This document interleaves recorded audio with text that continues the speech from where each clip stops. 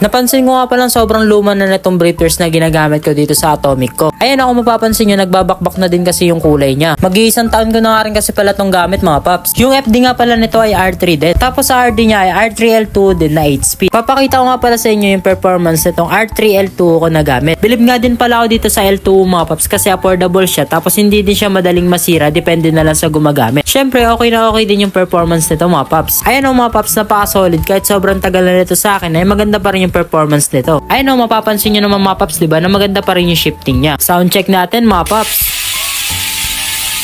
Sakto, dumating na nga rin pala tong ipapalit natin dito sa Atomic mga paps. Oh, hulaan nyo nga kung anong laman nito. Tara, samahan nyo yan, box to mga paps. Ano kaya ang laman nito? Sino, nakikita nyo ba yung nakikita ko mga paps? Sino, mukhang mapapalitan na natin luma nating brifters. Swabe mga paps, napakaganda. R9L2 nga pala to at 11 speed to mga paps. Grabe, napakakintab mga paps no? Excited na naman tuloy ako ipalit to dito sa luma nating brifters. Next time itong RD naman yung papalitan natin kasi 8 speed lang to. STI nga pala yung tawag ng iba dito mga paps, kaso hindi siya Shimano, kaya ang tawag dito ay brifters. Pero katulad lang din to ng STI dahil yung shifter at brake nito ay magkasama na. O nga pala mga paps, ang R2 ay 7 speed, R3 8 speed, R5 ay 9 speed, R7 ay 10 speed, at ang R9 naman ay 11 speed. At kung interesado ka nga pala sa brifters na to mga paps, ay ilalagay ko na lang dyan sa yellow basket. May kasama na nga rin pala tong cable. Yun lang, ride safe palagi.